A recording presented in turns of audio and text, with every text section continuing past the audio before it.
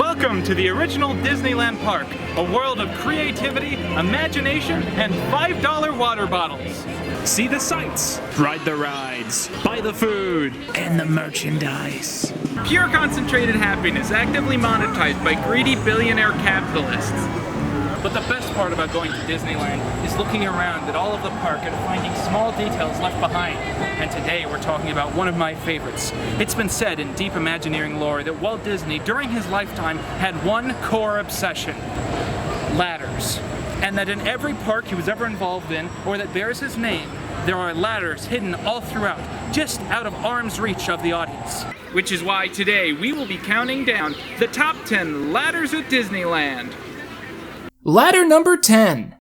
The moment that you enter Disneyland, your first intuition will be to speedwalk to your favorite ride as soon as you can. And to deny you this would be to deny you the spirit of the park. But as you jog by, try to appreciate the decor of each land laid out before you. How the subtle detailing sucks you into each and every place imagined by the park. Be it the future of yesteryear or the yesteryear of yesteryear. My absolute favorite of these is Frontierland, which mimics the entrance to an 18th century log fort as used by the pioneers. And as you look around this part of the park, pay close attention to the decorations of the front gates, where we discover our first ladder. This classic piece, made of natural wood and featuring 6 rungs held together in place by authentic pioneer bands, has stood for decades as to inspire onlookers to imagine this part of the fort being used by authentic settlers of early America. Next to it sits the 13 flags of the original 13 colonies, gleaming over the fort's mighty walls and looking over the park. And those flags are joined by the 2 main rails of this ladder, putting it on an equal footing to America itself. And now, a Disney fun fact. Disneyland was first opened in 1954. Ladder number 9. Big Thunder Mountain Railroad might not be the most exciting or record-breaking roller coaster in America, but it still manages to highlight what Disney does better than anyone else: intricate theming, with an appreciation for details that makes the coaster twice as fun to be on. As you'll enter the queue, you'll probably notice that the line is very long and that fast passes are available. I suggest ignoring this and going in for the full wait. Mainly so you can just have a chance to admire the numerous antiques along the way. This will give you numerous chances to appreciate this extraordinary ladder, which is illuminated at night in a stunning pattern of green and purple, which looks fantastic against the iconic image of the mountain above. Later on in the line, you'll be given the chance to split into 2 rows. Take the right, as it will give you a much better look at the ride's signature ladder, a gorgeous plywood piece with 8 total rungs hidden partially behind numerous other set pieces. It's dilapidated and weathered, although if this is just falsified by design is kind of up in the air. Either way, it's a perfect setup for what you're about to experience when you get on the ride itself. During the ride, there are 2 notable instances of the ladders being featured. Just as you pass under this structure, be sure to look up to your right. If you do this at just the right time, you should be able to notice this sneaky one hiding just in plain sight. Although it's so well hidden that even I had trouble figuring out where it was after being told numerous times by friends. The second instance is as you enter the final dynamite-layered cave in the final act, where you should notice 2 ladders hidden on the right-hand side. The first is a pretty standard model seen elsewhere in the park, but the second is actually a rope ladder, which is particularly exciting because rope ladders are especially rare at Disney parks. Ladder number 8. As you pass through the front gates and go onto the train, the first area of the park you'll be in will be the town square, which is mainly a hub used to help guests in time of need. If you stop here and look around, you'll quickly notice a small building labeled Disneyland Fire Department. This novelty area features a fire truck carriage once pulled by actual horses on opening day. But the Disneyland Fire Department isn't just an immersive detail, but also a piece of park history. The upper floor of the building was once used as an apartment for Walt Disney during his visits to the park. This fire pole at one point led directly to the closet of his hotel, and while he never went down it himself, he would often encourage his guests to. And right next to this sits quite a find: 2 stepping stools, with ladders for the base mechanic for their design.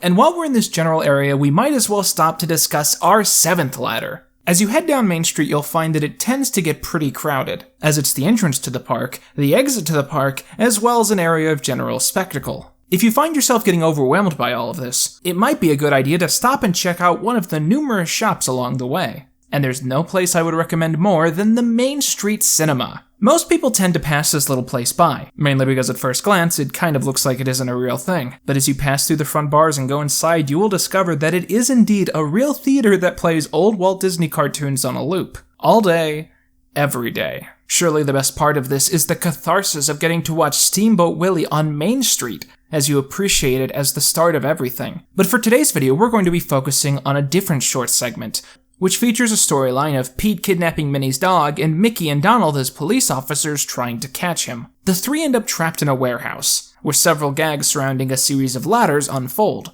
adding a whole new genius and unique twist to the chase scene. From what I've seen, this is one of the first times that Walt Disney ever used a ladder in one of his projects, and I strongly believe that this is precisely why the short was selected to be played at the parks. And now, another Disney fun fact! Sometimes when I'm alone, my mind moves to places I don't like very much. Everything goes numb, and I lose sense of everything. I'm not sad, because I'm not anything at all. Everything's just gray and bleak. I thought this feeling wouldn't follow me here. Why did it have to follow me here? Ladder number 6! Out of all the rides in the park, Pirates of the Caribbean is undoubtedly one of my personal favorites. It was one of the last projects that Walt Disney ever oversaw, making its numerous ladders all that more magical and special in terms of Disney park history. The first can be seen just as your boat takes off past the Blue Bayou. It can be pretty easy to miss, so make sure to look quick. It sits attached to a boat near the dock, floating in the abandoned abyss. And as you go by a few other beautiful pieces of scenery, you'll eventually find yourself passing an old man, wistfully remembering the past. It's easy to miss if you're not looking for it, but to his side sits yet another ladder. Many Disney fans have speculated that this old man is one of the pirates that we see later on in the ride, remembering his past. And that this ladder being placed as it is a metaphor for his adventurous days being far behind him. Later on, we pass through a cove filled with abandoned skeleton pirates, and eventually, a pirate ship left to rot. Here you'll be able to get a glance at the infamous bedside parrot, which is rumored to be an actual, real parrot skeleton dressed in an actual, real parrot skeleton nightcap. But before that moment, be sure to glance to your right, where you'll be able to see a gorgeous ladder sitting between the pirate crew, frozen in time, just as they are. The rest of the ride is just okay. Ladder number 5. One of the best parts about constantly visiting Disneyland is seeing all of the details that tend to change. Little pop-ups and decorations and alternations to rides that make it a little more special. And my favorite of these came this year with the Valentine's Day redecoration of the castle, bringing a new spirit of romance to the park. Nicknamed the Andy's Room redeco by Disney fanatics, this new look for the castle fitted it with brown sugar tapestries covering the outside, and most notably, scaffolding, God's ladders. Think this a coincidence? Then consider how looking through the cracks to the blockade around the castle would reveal construction equipment, a detail left out in the open likely to entice ladder fanatics like myself. Check and mate. Ladder number 4. If you want a quick experience that immediately represents what makes Disneyland great, then I can't recommend a trip on the Disneyland Railroad enough. The system of trains takes you all over the park, showing you a whole plethora of sights, including some gorgeous views of the various attractions. This trip will also reveal numerous exclusive sights of rare ladders along the way, such as this one in Toontown, yellow and hastily put together as if created by a toon. This one on the Rivers of America, which is also quite viewable from the Mark Twain boat, and my personal favorite, this classic 19-step ladder made from walnut featured at New Orleans Square. And there it is, the backside of ladder. Ladder number 3. As you're on your merry Disney way, you might end up feeling a little bit peckish. If so, I suggest stopping by the iconic Jolly Holiday Bakery/Cafe off of Main Street. It has a lot of fantastic food. I would personally suggest the Jolly Holly Combo, which is the best grilled cheese and tomato soup you'll ever have.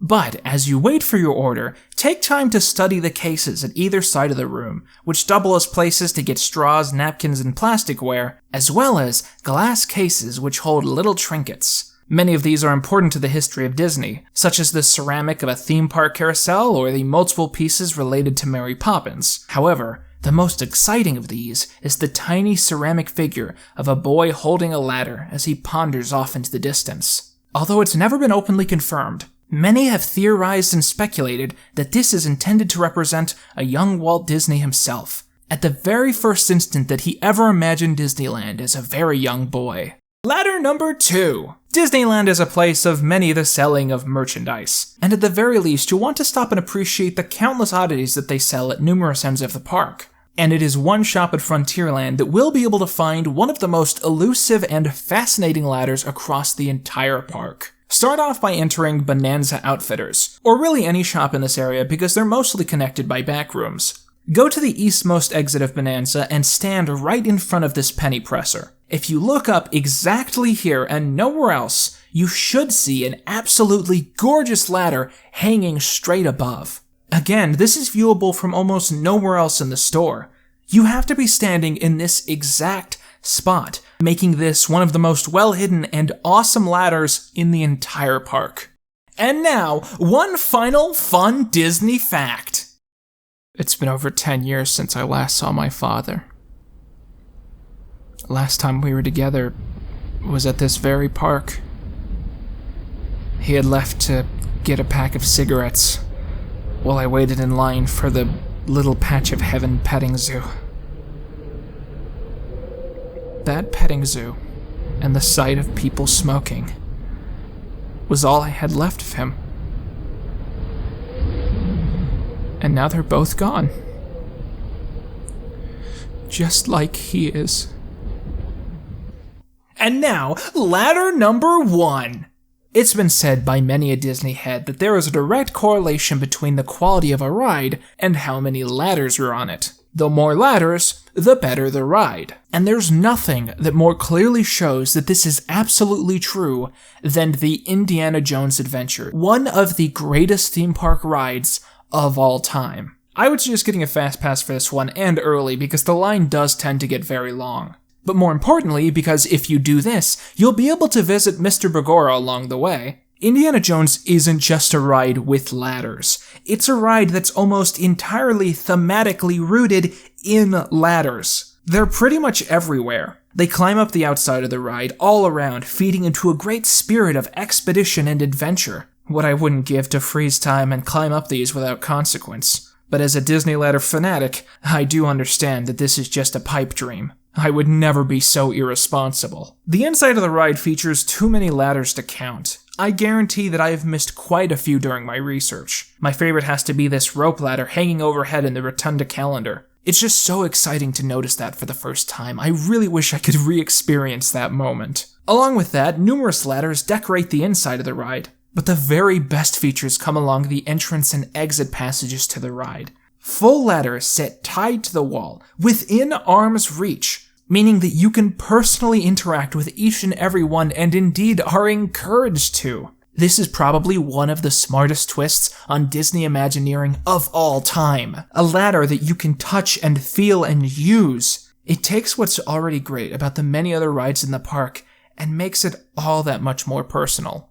And that's why the ladders at the Indiana Jones Adventure are the #1 ladders in all of Disneyland. I sit alone. The end of a very long day. I've worked so hard to understand this park, studying it from every perspective that I can. And yet, at the end of the day, at the end of every day, I still don't understand it. Who was Walt Disney? What inspired him to create all this? And why did he hate unions so much? But most of all, what fed his undeniable and insatiable obsession with ladders? Here is a man who I strongly felt I could never understand or appreciate unless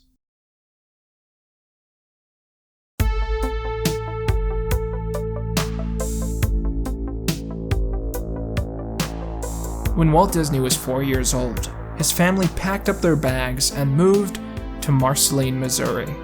Walt's father had obtained farmland for an extraordinarily cheap price, but soon discovered that he wasn't that good at the job, and after a few years they moved away. Walt only lived in Marceline for a few years, just long enough for him to develop a strong nostalgia for it. When faced with creating the original Main Street for his park in the 1950s, Walt hoped to capture his feeling of nostalgia for the memories he had of his hometown. After becoming world-renowned and extraordinarily wealthy, Disney would often stop by to visit Marceline, even going as far as to donate the original Autopia ride to the local pool after it was replaced at Disneyland in 1956. For a while, this track was left totally abandoned, a monument to a very strange page in Disney park history. But today, all that's left in its place is a bit of discolored grass and a lot of sadness. Perhaps the most certain highlight of the town is the Walt Disney Childhood Museum, a testament to the early life of Disney and the impact this small town had on his Imagineering. Inside, you'll find one of the cars brought to the town from the Autopia ride, a recording of Walt interviewing his parents on their anniversary, and a whole plethora of personal artifacts owned by him and his close family. On the upper levels sits a gorgeous recreation of whole sections of the park, which allows guests to examine important details from whole new perspectives. It's an incredible exhibit and a great visit to make, but I must admit that as I looked around, I began to feel a little let down. I had come all this way to see Walt's hometown, his inspiration for everything, and I still wasn't a single step closer to figuring out this massive mystery. And then, all at once, it hit me.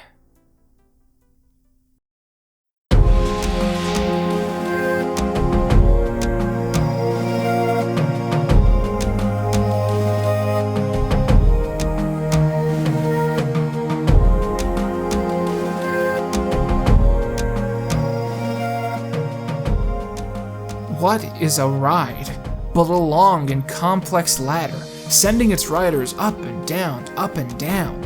And what is Disneyland but the world's greatest ladder? In short, Disneyland 6 out of 10, second only to Randyland. Randyland has chairs on its walls. Randyland 10 out of 10.